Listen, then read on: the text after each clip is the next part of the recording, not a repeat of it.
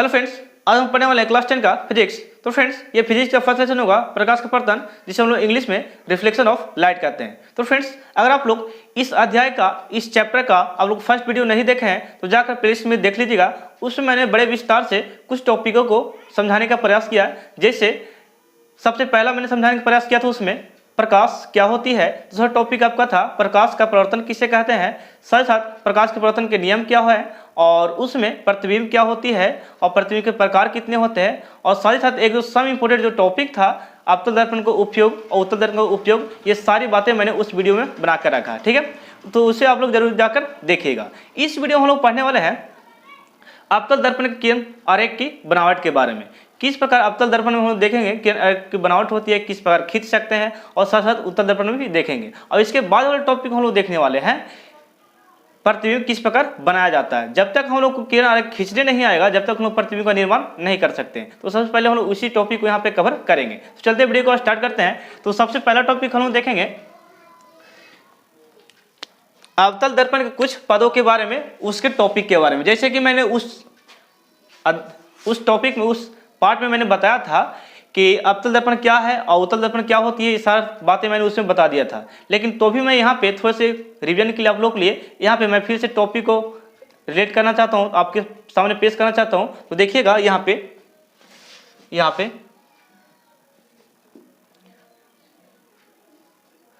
अवतल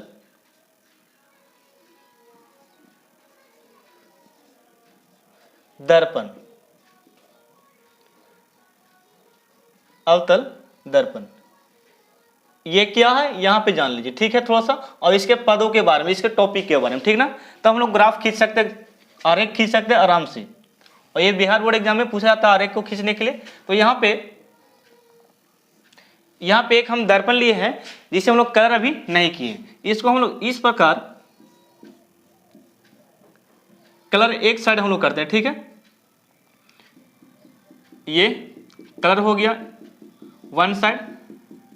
तो यहाँ पे दो साइड देखने के लिए मिल रहा है। एक भाग इसका है उठा हुआ और एक भाग क्या है धंसा हुआ। तो दोस्तों, धंसा वाला भाग को और उठा वाला भाग को थोड़ा सा हम लोग प्रकाश के पतन के नियम के अनुसार, यहाँ पे टकराने के अनुसार यहाँ पे इसको नाम देने वाले। जैसे कि ये वाला जो भाग है जिसको रेंगे हैं, इसको हम लोग बोलेंगे, इसको बोलने वाले हैं हम लोग, इसको थोड़ा सा बोलेंगे अपवर्तक सतह। क्या बोलना है? अपवर्तक सतह। अब यहाँ पे सवाल ये है कि अपवर्तक सतह किसे कहते हैं और ये क्या होती है अपवर्तक सतह। तो दोस्तों, सबसे पहले डिफिनेशन की बात करते हैं। अपवर्तक सतह उसे बोल सकते हैं जिस सतह से प्रकाश का अपवर्तन कराया जा सकता है, उसे अपवर्तक सतह, उल्टा हम यहाँ पे बोल दिए हैं। फिर से सुनिएगा, जिस सतह से प्रकाश का अपवर्तन नहीं कराया जा सकता उस सतह को अपवर्तक सतह कहा जाता है। ये रही इसकी परिभाषा। ठीक है, और जिस सतह से प्रकाश का अपवर्तन कराया जा सकता है उसे हम लोग प्रवर्तक सतह कहते हैं। तो ये आपका प्रवर्तक सतह रह गया, ये वाला हिस्सा। ठीक है, ये चिकना वाला हिस्सा क्या हो गया, ये वाला हिस्सा, ये हो गया आपका प्रवर्तक सतह, और ये क्या हो गया अपवर्तक सतह। तो इसे आप लिख सकते हैं, यहाँ पे लिख देते हैं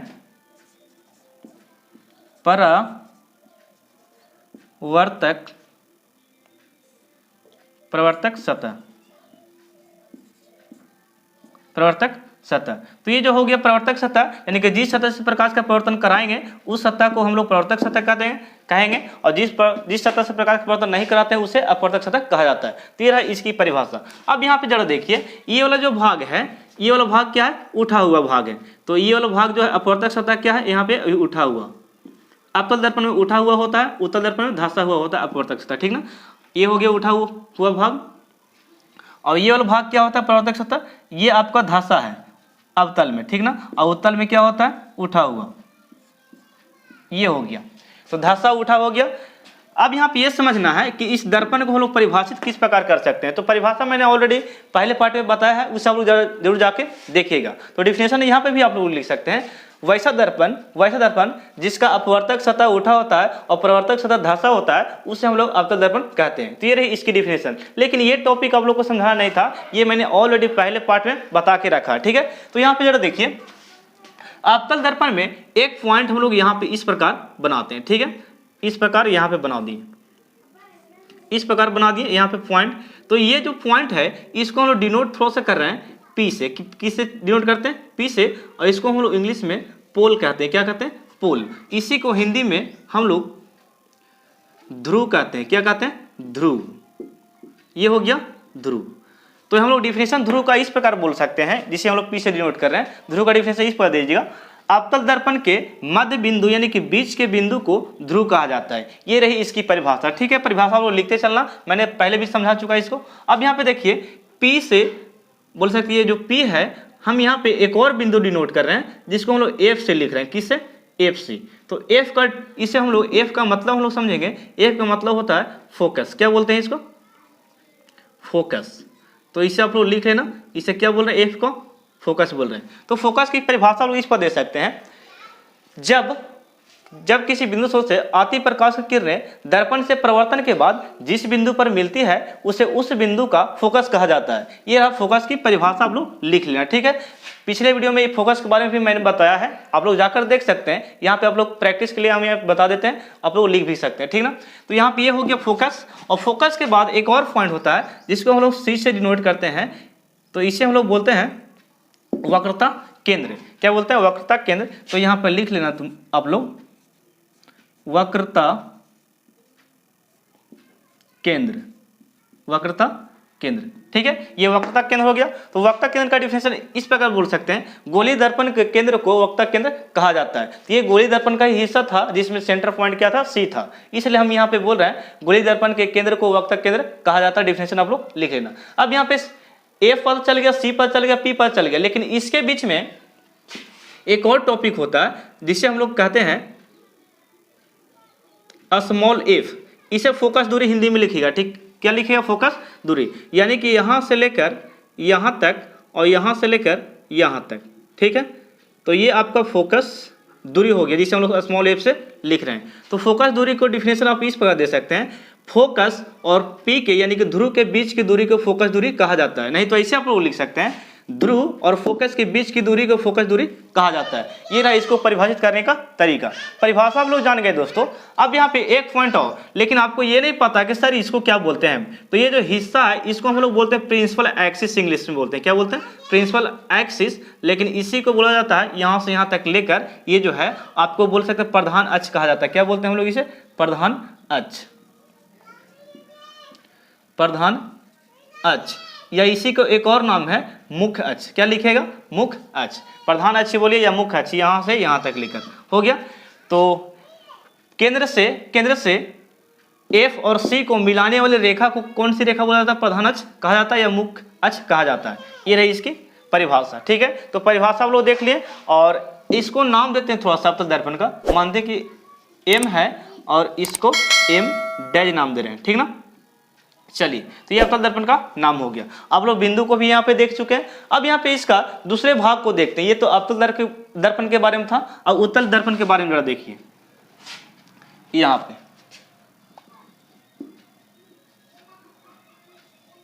उत्तल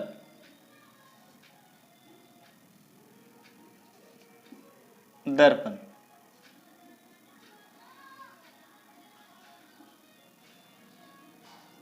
उत्तल दर्पण। ओके, इसका परिभाषा भी हम लोग पहले वीडियो में दिए थे, यहाँ भी हम लोग सीखने वाले बहुत अच्छे तरीका से।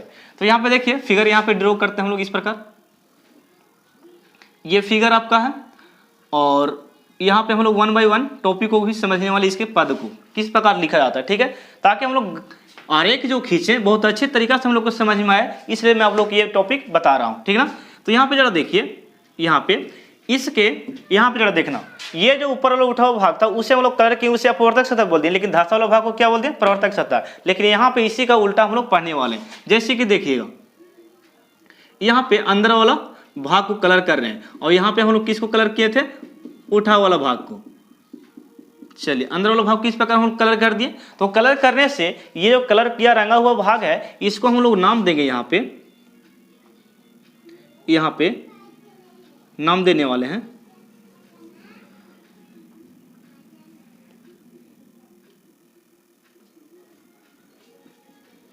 नाम, थोड़ा सा देंगे इसको नाम दीजिएगा अपवर्तक सतह। अपवर्तक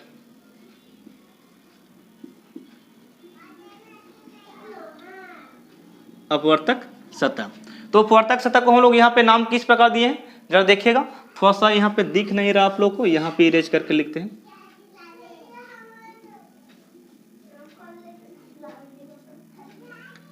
अपवर्तक,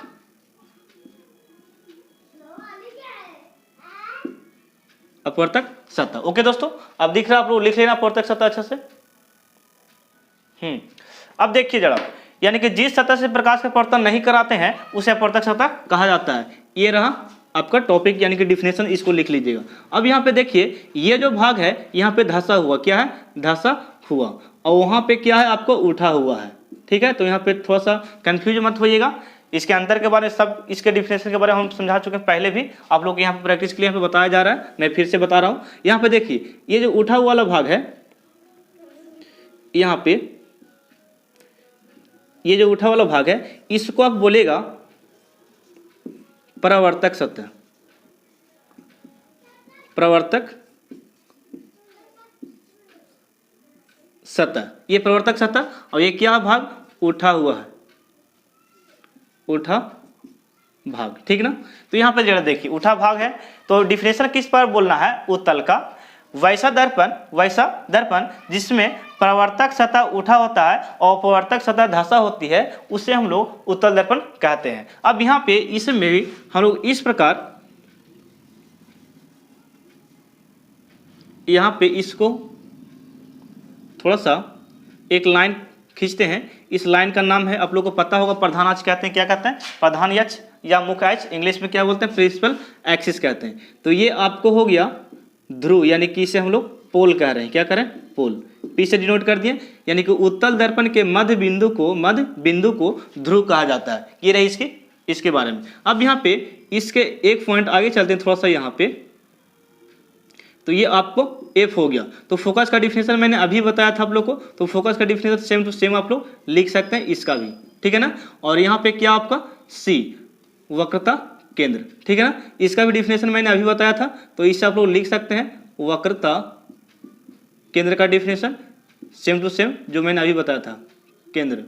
ओके, अब यहाँ पे P और F के बीच में एक और F होता है, छोटा F, जिसे हम लोग फोकस दूरी का नाम देते हैं। तो फोकस दूरी का, यानी कि जिसका जो डिफिनेशन यहाँ पे दिया गया वही डिफिनेशन यहाँ पे आपको है, यानी कि डिफरेंस खाली दर्पण का है। यहाँ पे उत्तल है, यहाँ पे क्या है, अवतल। तो ये आप लोग जान चुके हैं, यहाँ पे समझ में आज आ चुका है कि P क्या होती है, F क्या होती है, स्मॉल f क्या है, कैपिटल F क्या है, C क्या है, और प्रिंसिपल एक्सिस क्या है, यानी कि मुख्य अक्ष क्या है, उसे भी आप लोग जान चुके हैं। लेकिन एक टॉपिक और छूट रहा है आप लोग को, तो यहाँ पे एक टॉपिक और लिखिएगा। यहाँ पे जरा देखिए, यहाँ से P से लेकर यहाँ तक, यानी कि केंद्र तक, कहाँ तक, केंद्र तक, P से केंद्र तक, यानी कि ध्रुव से केंद्र तक खींची गई रेखा को, ध्रुव से केंद्र तक खींची गई रेखा को वक्रता त्रिज्या कहा जाता है। क्या बोलते हैं, वक्रता त्रिज्या कहा जाता है। कहाँ तक, ध्रुव से केंद्र तक। और बोलिएगा P से अनंत तक जाएगा ये लाइन, तो उसे हम लोग प्रिंसिपल एक्सिस का नाम देंगे, लेकिन P से केंद्र तक जो रहेगा उसे वक्रता त्रिज्या कहेंगे, ठीक ना। अब यहाँ पर भी वही बात बोल सकते हैं कि P से ध्रुव तक, यहाँ P से केंद्र तक जो दूरी है उसे हम लोग वक्रता त्रिज्या कह सकते हैं, लेकिन P से अनंत तक जब रहेगा तो इसे हम लोग प्रधान अक्ष का नाम देंगे और मुख्य अक्ष का, ठीक है। तो इसमें भी R है C तक, ओके, यहाँ से लेकर यहाँ तक, इसे हम लोग वक्रता त्रिज्या कह रहे हैं। तो ये टॉपिक के बारे में आप लोग डिस्कशन हो चुका है यहाँ पे। अब हम लोग जानेंगे गोलीय दर्पण में दो प्रकार से हम लोग पढ़ेंगे, अवतल दर्पण में और उत्तल दर्पण में किरण आरेख की बनावट, ठीक है। तो बनावट तो बाद में देखेंगे, पहले किस प्रकार आरेख को खींचा जाता है, कहाँ से किरण होकर गुजरती है, इसके बारे में डिस्कशन करते हैं पहले। तो इस वाला स्क्रीनशॉट लीजिए, हम इसे इरेज कर रहे हैं, ठीक है ना।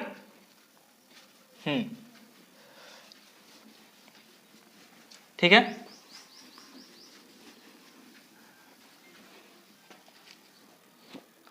अब समझिए। अब नेक्स्ट टॉपिक आप लोग का है गोलीय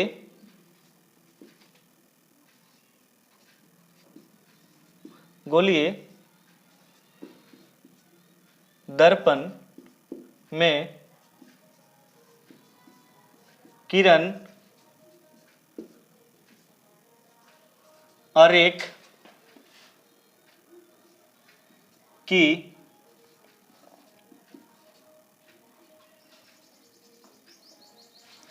बनावट। चलिए ये रहा किरण आरेख की बनावट। ठीक है, इस टॉपिक को हम लोग यहाँ पे कवर करने वाले हैं और ये टॉपिक जो है आप लोग बिहार बोर्ड एग्जाम में कई बार पूछा जा चुका है, इसलिए आप लोग इसे नोट्स करना स्टार्ट कीजिए थोड़ा सा। ठीक है ना। अब यहाँ पे देखिए, यहाँ पे मैंने लिखा गोलीय दर्पण में किरण आरेख की बनावट। तो आरेख हम लोग देखने वाले गोलीय दर्पण किस प्रकार बनता है, सबसे पहले ये आप लोग को पता होना चाहिए। ये जो किरण आरेख की बनावट जो है इसमें हम लोग दो प्रकार से पढ़े हैं। कितने प्रकार से? तो एक आप लोग को पढ़ना यहाँ पे, फर्स्ट प्रकार आप लोग को लिख देते हैं यहाँ पे अवतल दर्पण में। किसके? अवतल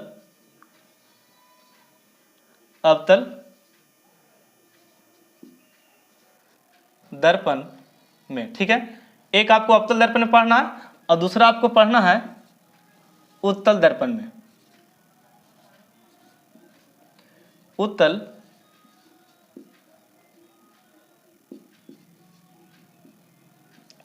दर्पण में। तो ये दोनों दर्पणों के बारे में हम लोग पढ़ना है, तो 1 बाय 1 करके हम लोग इसके बारे में पढ़ते हैं। ठीक है ना। ये हो गया। अब यहाँ पे सबसे पहला हम लोग इसके बारे में देख लेते हैं, अवतल दर्पण के बारे में। तो लिखेंगे हेडिंग, आप लोग लिखिएगा अवतल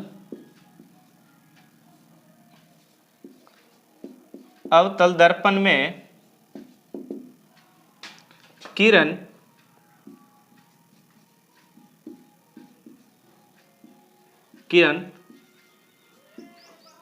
आरेख की,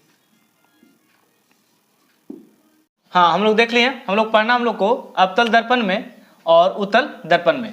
तो अवतल दर्पण में, उत्तल दर्पण में किरण आरेख की जो बनावट है किस प्रकार बनती है, एक एक करके हम लोग यहाँ पे स्टडी करने वाले। तो यहाँ पे देखिए सबसे पहला जो आपका है अवतल दर्पण में किरण आरेख की बनावट, तो इससे आप लोग हेडिंग बना सकते हैं। इसमें हम लोग सबसे पहले देख लेते हैं किस प्रकार हम लोग कहाँ पे किरण को गुजारेंगे और कहाँ से ये निकलेगा, किस प्रकार बनेगा, उससे हम लोग थोड़ा सा यहाँ पे बात कर लेते हैं। तो यहाँ पे लिख सकते हैं आप लोग, सबसे पहला लिखिएगा आप लोग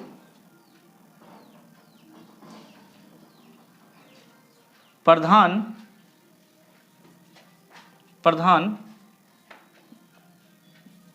अक्ष के समांतर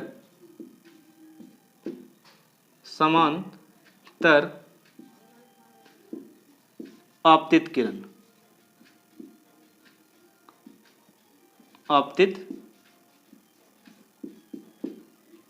ओके, तो ये प्रधान अक्ष के समांतर हम लोग सबसे पहला किरण देखने वाले हैं। तो यहाँ पे देखिएगा सबसे पहला हम लोग यहाँ पे पढ़ते हैं, ये आपका क्या है, अवतल दर्पण है। ठीक है, तो यहाँ पे देखिए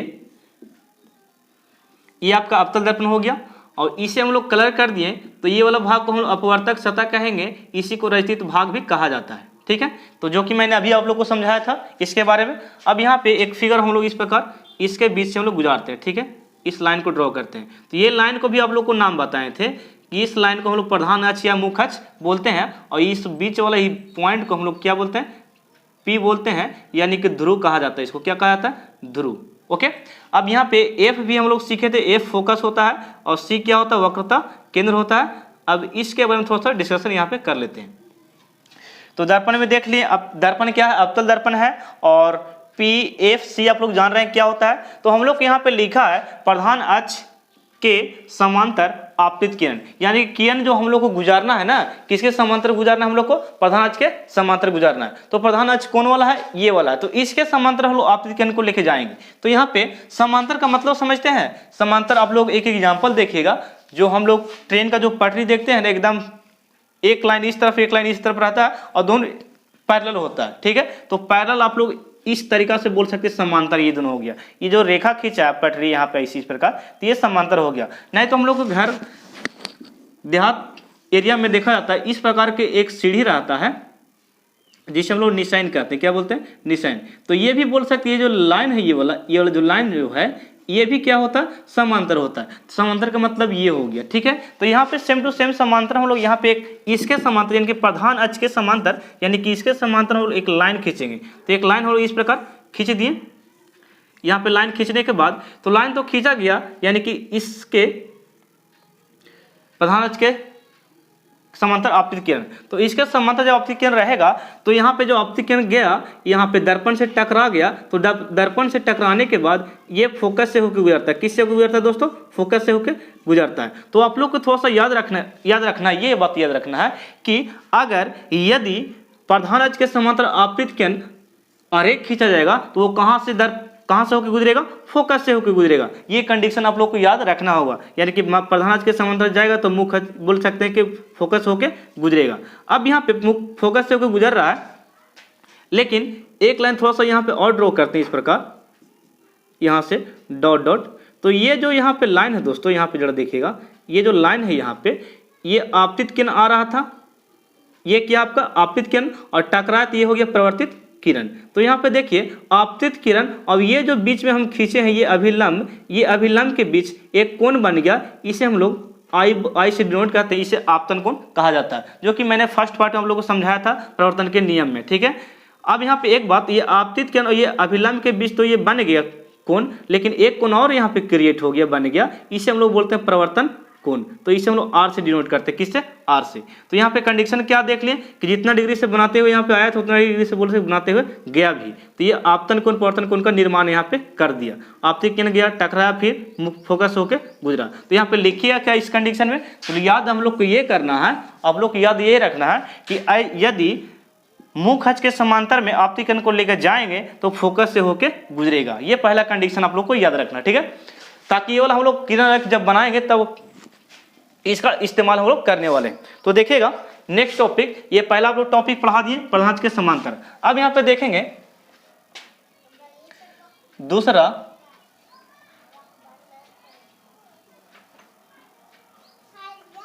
फोकस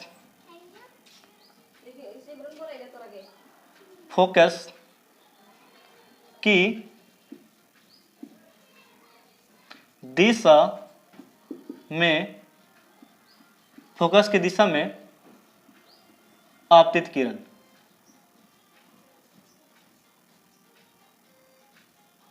आपतित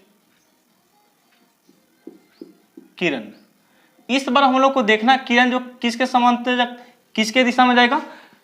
फोकस की दिशा में आपतित किरण दिखाना है। तो फोकस की दिशा में कब? जब दर्पण हम लोग को दर्शाएंगे तब। तो यहाँ पे एक दर्पण हम लोग इस प्रकार ड्रॉ कर देते हैं। अभी हम लोग अवतल दर्पण में पढ़ रहे हैं, इसलिए अवतल दर्पण पढ़ रहे हैं। ठीक है, इसके बाद हम लोग उत्तल दर्पण का देखेंगे। तो ये आपको कौन सा दर्पण हो गया? अवतल दर्पण। तो ये अवतल दर्पण हम लोग यहाँ पे बना दिए इस प्रकार दोस्तों। अवतल दर्पण बनाने के बाद की बात रहा। अब यहाँ पे थोड़ा सा देख लीजिए, अब यहाँ पे देखिए, इसको हम इस प्रकार एक लाइन ड्रॉ करते हैं। इस लाइन को आप लोग पता होगा, इस लाइन को क्या बोलते हैं? प्रधान अक्ष या मुख्य अक्ष कहा जाता है। अब यहाँ पे जो बीच में बिंदु होता है उसे क्या बोलते हैं हम लोग? पी कहते हैं, यानी कि ध्रुव कहा जाता है। ध्रुव हो गया। अब इसके जस्ट ही एक और बिंदु यहाँ पे लेते हैं, इसे हम लोग फोकस कहते हैं, और इसके बाद वाला बिंदु को क्या बोलते हैं? वक्रता केंद्र कहते हैं। और पी और एफ के बीच में एक और रहता है जिसे हम लोग फोकस दूरी कहते हैं, लेकिन उसका यहाँ पे काम नहीं है। अभी यहाँ पे जरा देखिएगा टॉपिक क्या बोल रहा है, आपको याद रखना क्या? फोकस की दिशा में जब आपतित किरण जाएगा तब। तो देखिए यहाँ इस कंडीशन में कह रहा फोकस की दिशा में आपतित किरण कराना है, तो फोकस तो ये रहा आपको, यहाँ पे यहाँ से फोकस की दिशा में डायरेक्ट इसको करवाइए। ठीक है, आपतित किरण, ये आपतित किरण आ रहा है किसके दिशा में? फोकस की दिशा में। तो ये फोकस है, आपको ये वाला फोकस है, तो ये फोकस की दिशा में आपतित किरण हम इसको लेकर आ गए हैं। तो यहाँ से लेकर आने के बाद ये दर्पण से टकरा गया। किसे टकरा गया? दर्पण से। तो दर्पण से टकराया तो अब यहाँ पे कहाँ पे जाएगा ये बोल सकती है, जो किरण है अब कहाँ से होकर गुजरेगा? तो ये जो गुजरेगा आपको प्रधान अक्ष के समांतर चला जाएगा। किसके समांतर? प्रधान अक्ष के समांतर। तो यहाँ पे सीखने के लिए क्या मिला आप लोग को? सीखने के लिए ये मिला कि यदि किरण आरेख मुख्य फोकस की दिशा में जब जाती है, फोकस की दिशा में जाती है तो दर्पण से टकराने के बाद किसके समांतर हो जाती है? प्रधान अक्ष के समांतर हो जाती है। ये कंडीशन आप लोग याद रखिएगा। ठीक है, तो ये कंडीशन था। अब यहाँ पे जरा देखिए, यहाँ पे आप लोग इस प्रकार यहाँ पर भी कोण का निर्माण कर सकते हैं। ठीक है, इस प्रकार यहाँ जरा देखिए, ये वाला, तो ये अभिलंब हो गया। अब इसके बीच में ये वाला कोण जो है आपका आई है, और ये वाला कोण क्या है आपका? आर है। तो इस प्रकार लिख सकते हैं। ठीक है, तो ये अभिलंब का कार्य हो गया, अभिलंब को आप दर्शा सकते हैं। तो तो ये हो गया आई और क्या हो गया आर, यानी कि आई को हम लोग किस प्रकार बोल सकते हैं, आपतन कोण को आई बोलते हैं। तो ये आपतित किरण और अभिलंब ये वाला आपका है, अभिलंब देखो ये बीच वाला है, तो आपतित किरण अभिलंब के बीच बने कोण को आपतन कोण कहते हैं। और ये प्रवर्तित किरण हो गया क्योंकि ये लौट रहा है, क्या कर रहा है, ये टकराकर लौट रहा है, तो ये प्रवर्तित किरण हो गया। तो प्रवर्तित किरण और अभिलंब के बीच बने कोण को प्रवर्तन कोण कहते हैं, जो कि हम लोग आर से लिखें, यानी कि जितना आपतन कोण होता है उतना प्रवर्तन कोण होता है, यानी कि दोनों बराबर होती है। ठीक है, तो आप लोग को ये टॉपिक याद रखना, वो टॉपिक नहीं। टॉपिक ये है कि फोकस की दिशा में आपतित किरण, फोकस की दिशा में आपतित किरण, तो फोकस की दिशा में आपतित किरण हम लोग कराएं तो ये जो किरण था किसके समांतर हो गया, प्रधानांश के समांतर हो गया। तो ये आप लोग कंडीशन थोड़ा सा माइंड में सेट कर लो, ठीक ना। अब नेक्स्ट बात यहाँ पे सिखाते हैं आप लोग को थर्ड में आप लोग को सीखना है। अब वक्रता केंद्र की दिशा में नहीं, ध्रुव की दिशा में आप लोग को दिखाते हैं, ध्रुव की दिशा में। तो लिखिएगा ध्रुव की दिशा में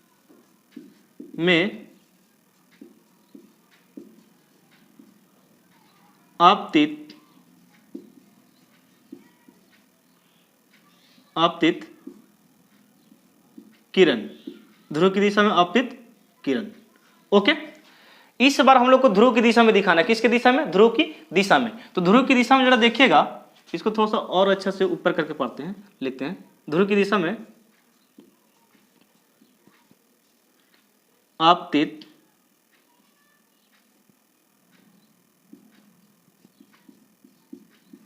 किरण। ओके, अभी दो कंडीशन पढ़े हम लोग, एक प्रधानांश के समांतर पढ़े तो फोकस से होकर गुजरा, और एक हम लोग पढ़े फोकस की दिशा में तो प्रधानांश के समांतर गया, ठीक है, निकल गया। अब हम लोग यहाँ पे देखेंगे ध्रुव की दिशा में, किसके दिशा में, ध्रुव की दिशा में। तो ध्रुव की दिशा में यहाँ पे देखिएगा ध्रुव की दिशा में किस प्रकार ड्रॉ कर सकते हैं। तो यहाँ पे हम लोग फिगर पा लेते हैं, ठीक है। तो ये आपका फिगर रहा इस प्रकार, ये आपका दर्पण है, और कौन सा दर्पण हम लोग पढ़ रहे हैं, अवतल दर्पण, ठीक है। तो ये आपका अवतल दर्पण हो गया। इसमें इस प्रकार इसको कलर कर देते हैं, इसको अपवर्तक सतह कहा जाता है, आप लोग को पता है, ये हो गया। अब इसमें हम एक लाइन बीच में क्रिएट करते हैं, बनाते हैं, ठीक है। तो ये जो लाइन है इसको हम लोग प्रिंसिपल एक्सिस या प्रधान अक्ष कहते हैं। तो ये प्रधान अक्ष हो गया, और प्रधान अक्ष जहाँ पे जिस बिंदु पर मिल रहा है उस बिंदु को हम लोग ध्रुव कहते हैं, इसे पोल कहा जाता है इंग्लिश में। तो ये ध्रुव हो गया, अवतल दर्पण के मध्य बिंदु को ध्रुव कहा जाता है। इसके बाद वाला जो यहाँ पे टॉपिक रहता है उसे हम लोग एफ से डिनोट करते हैं, इसके बाद वाले पद को सी से, ठीक है। अभी फिलहाल के लिए ये तीनों ही हम लोग को पढ़ना है यहाँ पे। तो यहाँ पे जरा देखिए, इस बार हम लोग को कह रहा है कि जो ध्रुव की दिशा में हम लोग, ध्रुव की दिशा में इसको गुजारना, आपतित किरण को गुजारना है। तो यहाँ पे देखिए ध्रुव की दिशा में हम लोग लेके जा रहे हैं, तो यहाँ पे आपतित किरण को ध्रुव की दिशा में लेकर चलिए, ठीक है ना, एकदम सेम टू सेम ध्रुव पे जाना चाहिए।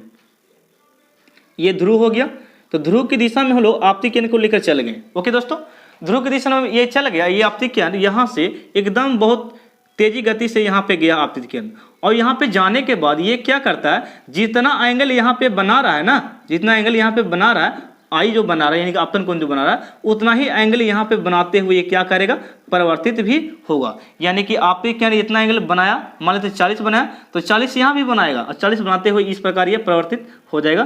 तो इसे हम लोग बोलेंगे, यहाँ पे कंडीशन आपको याद रखना है कि जितना एंगल से आपतित किरण ध्रुव की दिशा में जाती है उतना ही कोण से बनाते हुए परिवर्तित भी होती है। ये आप लोग लिख सकते हैं, याद रख सकते हैं। फिर से मैं बोल रहा हूँ, यहाँ पे रिपीट कर रहा हूँ कि जितना एंगल से जितना कोण बनाते हुए ध्रुव की दिशा में आपतित होती है उतना ही ध्रुव से टकराने के बाद उतना ही एंगल बनाते हुए परिवर्तित भी होती है। तो ये आपको रिलेशन आप लोग थोड़ा सा याद रखना या लिख लेना, ठीक है, कॉपी में। तो ये 3 कंडीशन आप लोग को सिखा चुके हैं। कंडीशन नंबर 1 सिखा है आप लोगों को क्या, कि जब प्रधानांश के समांतर होगा तो किससे होकर गुजरेगा, फोकस से होकर गुजरेगा। अगर दूसरा सीखा आप लोग ये, जब फोकस से होकर गुजारेंगे तो प्रधान का किस समांतर हो जाएगा, ये दूसरा कंडीशन था। तीसरा कंडीशन आप लोग को ये सिखा रहे हैं, ध्रुव की दिशा में आपतित किरण ये ध्रुव की दिशा में आपतित किरण रहेगा तो जितना कोण बनाते हुए आएगा उतना ही कोण बनाते हुए परिवर्तित भी होगा। तो ये रहा इसके बारे में, ठीक है। इसके चौथे को देख लेते हैं, इसके चौथे भाग को, ठीक है। तो इसे आप लोग स्क्रीनशॉट ले सकते हैं, स्क्रीनशॉट ले लीजिए, हम इसे इरेज करते हैं थोड़ा सा। हाँ, इसके चौथे भाग को यहाँ पे, चौथा भाग यहाँ पे है, चौथा पॉइंट 3 पॉइंट आप लोग को पढ़ा चुके हैं। एक लिखिएगा लास्ट इसका अवतल दर्पण का,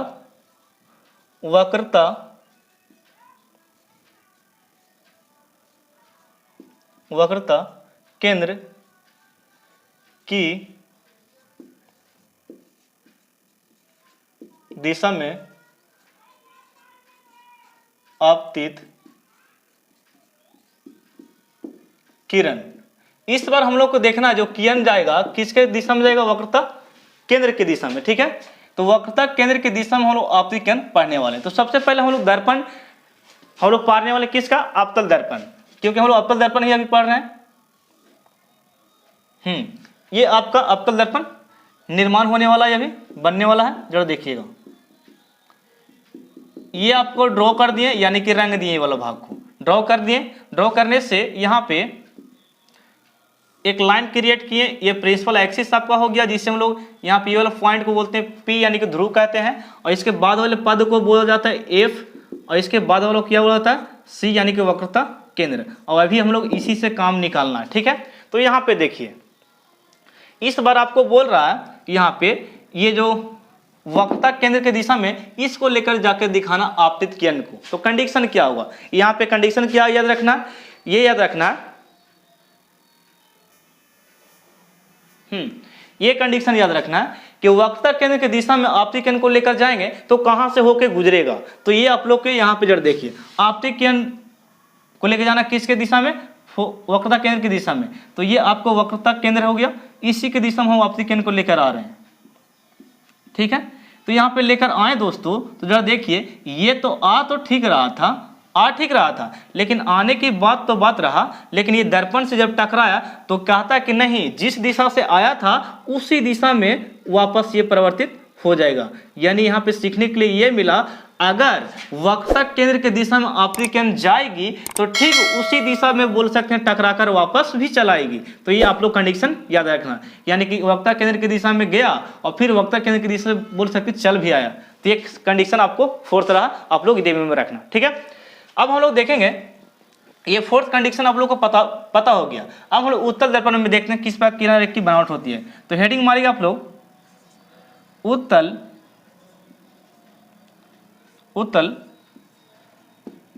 दर्पण में किरण आरेख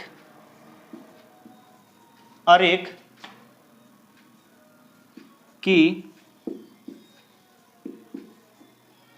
बनावट।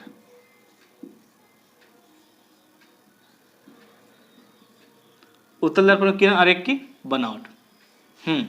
अब जरा देखिएगा, इसमें हम लोग सबसे पहला पढ़ेंगे फोकस के प्रधान अक्ष के समांतर। किसके समांतर, प्रधान अक्ष के समांतर। तो पहला हम लोग पढ़ेगा प्रधान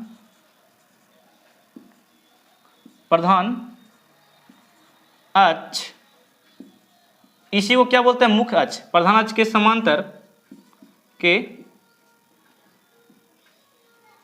समांतर आपतित किरण,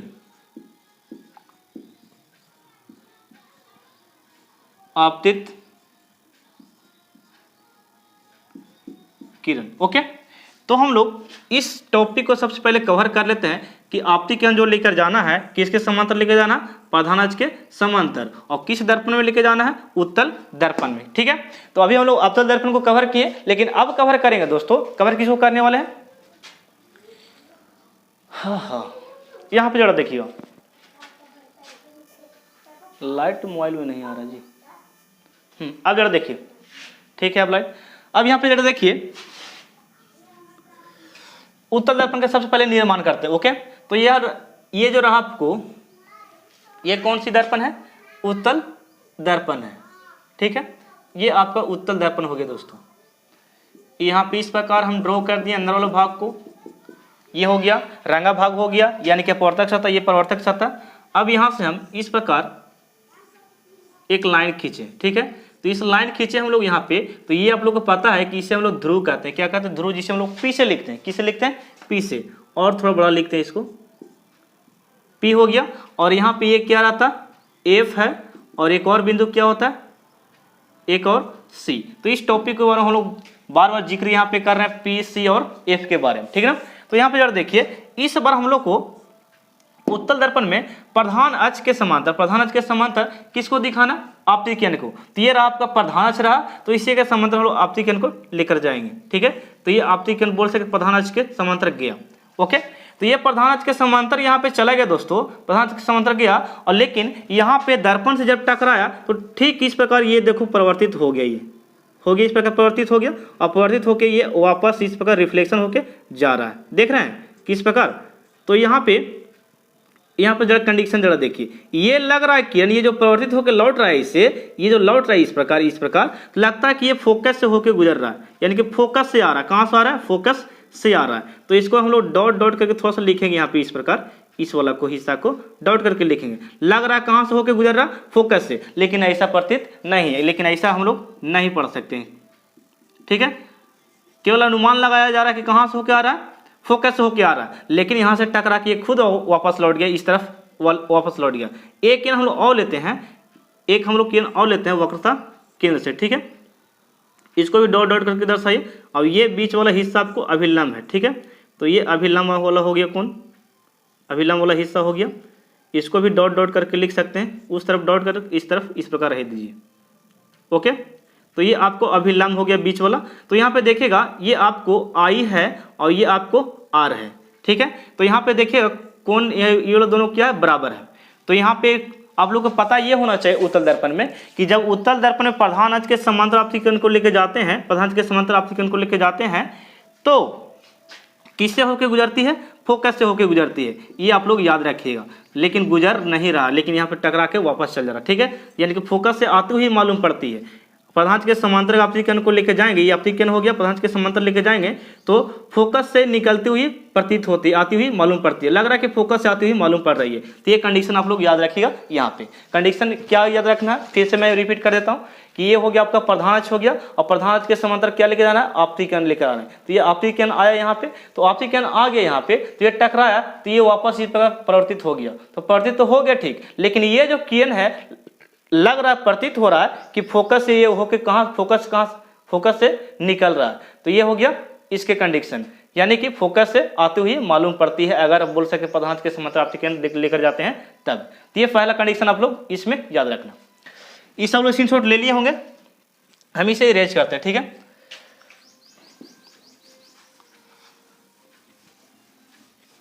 चलिए इसके सेकंड भाग को देख लेते हैं हम लोग।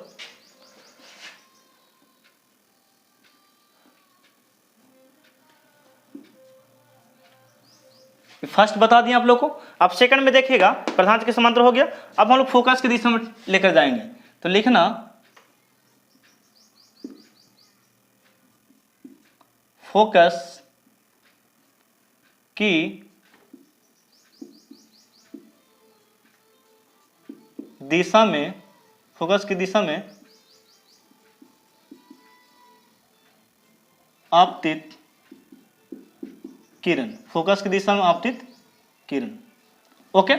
तो ये हम लोग उत्तल दर्पण में पढ़ने वाले हैं। तो यहाँ पे देखिएगा, मैं यहाँ पे फिगर पार दे रहा हूँ, ठीक ना। ये आपका उत्तल दर्पण रहा। ये वाला भाग को हम लोग क्या कर देते हैं, कलर करते हैं दोस्तों, कलर कर दिए। इस बार हम लोग को फोकस की दिशा में आपतित किरण को लेकर जाना है, ठीक है। यहाँ पे खुद लिखा फोकस की दिशा में आपतित किरण, तो फोकस की दिशा में हम लोग आपतित किरण को लेकर जाना है, ओके। तो यहाँ पे ये आपको प्रधान अक्ष रहा,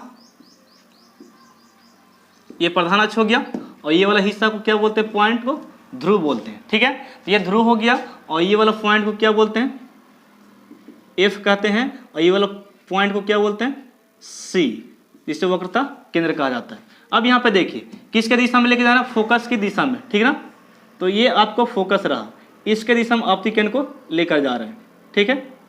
तो यहाँ पे इसके दिशा में आपतित किरण अगर मारे हम यहाँ पे, तो लग रहा है कि यहाँ पे फोकस की दिशा में तो मारे, लेकिन आपतित किरण फोकस की दिशा में कराने पर ये दर्पण से जब टकराया ना, ये दर्पण से यहाँ टकराया, तो ये इस प्रकार इसके समांतर हो गया। किसके समांतर, प्रधान अक्ष के समांतर। तो कंडीशन आप लोग को ये याद रखना है कि अगर फोकस की दिशा में आपतित किरण को लेकर जाएंगे, प्रतीत करवाएंगे, तो जो किरण टकराएगा, टकराने के बाद मुख अक्ष के समांतर हो जाएगा। ये आप लोग को याद रखना है। तो यहाँ पे फिर मैं एक बार रिपीट कर रहा हूँ। तो रिपीट आप लोग इस प्रकार कर सकते हैं मेरे साथ कि फोकस की दिशा में आपतिकरण को लेके जाएंगे फोकस की दिशा में। तो फोकस की दिशा में लेके जाने के बाद दर्पण से टकराता है तो प्रधान अक्ष के समांतर हो जाता है। तो इसे आप लोग याद रखना। एक किरण रेखा हम लोग और लेते हैं यहाँ पर इस प्रकार, वक्रता केंद्र से इस प्रकार कोण को निर्माण करने के लिए इस प्रकार ले लेते हैं। तो ये आपका हो गया आपतन कोण, जिसे हम लोग आई बोलते हैं। ये हो गया प्रवर्तित किरण, और ये अभिलंब के बीच जो कोण बना, इस कोण को हम लोग बोलेंगे प्रवर्तन कोण। ओके, तो कंडीशन क्या याद रखना, कंडीशन इसमें यह रखने के फोकस दिशा में जाएगा तो दर्पण से टकराने के बाद मुख अक्ष के समांतर चला आएगा। तो ये आप लोग कंडीशन याद रखिएगा उत्तल दर्पण में। नेक्स्ट आपको है थर्ड में हम लोग देखेंगे ध्रुव की दिशा में। किसकी दिशा में? ध्रुव की दिशा में। तो यहां पर लिखिएगा ध्रुव की दिशा, ध्रुव की दिशा में आपतित किरण, ध्रुव की दिशा में आपतित किरण। इस बार हम लोग को किरण जो खींचना है ध्रुव की दिशा में। किसकी दिशा में? ध्रुव की दिशा में खींचना है। तो ध्रुव की दिशा में खींचेंगे तो किस प्रकार का कोण बनेगा उससे हम लोग यहाँ पे देखने वाले। ओके, और कितना एंगल बनाकर जाएगा। तो यहाँ पे देखिए दोस्तों, ये रहा आपको दर्पण। क्या रहा? यह दर्पण रहा। ये बहुत अच्छा दर्पण नहीं बना, थोड़ा सा और अच्छा पढ़ते हैं। ये हो गया। तो ये दर्पण आपका है दोस्तों, यहाँ पे देख लिए, ये दर्पण ये आपका हो गया। ओके, ये दर्पण हो गया। दर्पण में एक भाग को हम लोग कलर करते हैं, ये धासा वाला भाग को हम लोग क्या कर दिए? कलर कर दिए। अब यहाँ पे एक लाइन खींच दिए, इसको हम लोग प्रिंसिपल एक्सिस बोलते हैं, या इसी को क्या बोलते हैं? प्रधान अक्ष। तो ये आपका प्रधान अक्ष हो गया, ठीक है। और ये वाला बीच वाला पॉइंट को क्या बोलते हैं? दर्पण के बीच वाला पॉइंट को ध्रुव कहते हैं। और ये वाला भाग को क्या बोलते हैं? पद को एफ। और ये वाला क्या हो गया आपका? सी, ठीक है। तो ये हो गया पी और सी और एफ।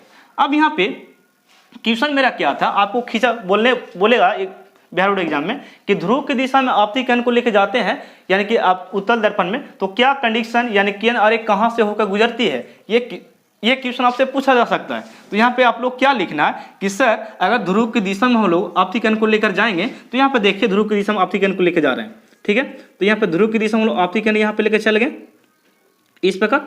ये आपतित किरण है, इस प्रकार दौड़ते हुए गया किसके पास? ध्रुव के पास। तो ध्रुव के पास यहाँ पे जब गया तो यहाँ पे सर जरा देखिए, ये आपतित किरण है और ये अभिलंब का काम कर रहा है। प्रधान अक्ष किसका काम कर रहा है? अभिलंब के बीच। तो इसके बीच एक कोण बन गया जिसे हम लोग आई बोलते हैं। क्या बोलते हैं? आई, यानी कि आपतन कोण बोलते हैं। तो ये आपतन कोण का निर्माण कर दिया, आपतन कोण का निर्माण किया। और यहाँ पर से देख सकते हैं थोड़ा सा, यहाँ पे ये जो आपतन कोण, ये जो प्रवृत्ति किरण यहाँ टकराया ध्रुव के पास, ध्रुव की दिशा में ले गए, तो यहाँ से टकराने के बाद ये इस प्रकार परिवर्तित हो गया, यानी कि जितना डिग्री से बनाते हुए आया था, मान लेते हैं कि 60 डिग्री से बनाते हुए यहाँ पे एंगल आया 60 डिग्री से, तो 60 डिग्री से बनाते हुए भी ये वापस कहाँ हो गया? परिवर्तित हो गया। तो सीखने के लिए हम लोग को यह मिला यहाँ पे कि आपतित किरण ध्रुव की दिशा में जब दिया जाता है, यानी कि ध्रुव की दिशा में जब चलाया जाता है, तो दर्पण से जब ध्रुव की दिशा में टकराता है, तो दर्पण से टकराने के बाद जितना एंगल से बनाते हुए आती है, उतना ही एंगल से बनाते हुए परिवर्तित भी होती है आपतित किरण। तो ये आपतित किरण जो था, ये वाला आपतित किरण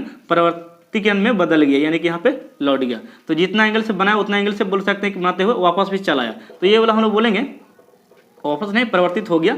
तो ये आप लोग को हो गया आर। इस एंगल का क्या निर्माण हो? नाम हुआ आर, यानी कि अपतन प्रवर्तन कोण बोलेंगे।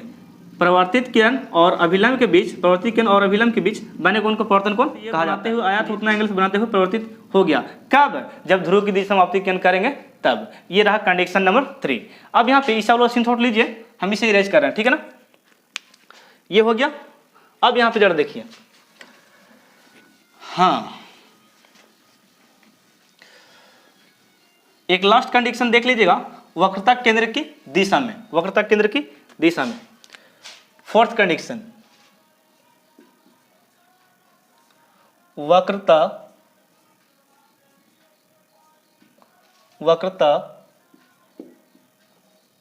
केंद्र की दिशा में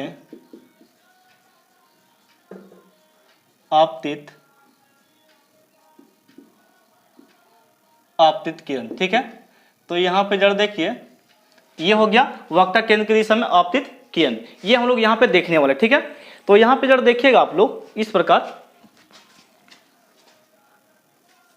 हाँ यहाँ पे देखें दोस्तों, दर्पण कौन सा हम लोग के लेना है, उत्तल दर्पण। ठीक ना, ये आपका उत्तल दर्पण है। थोड़ा सा और इसे कलर कर देते हैं, आप लोग को दिख नहीं रहा,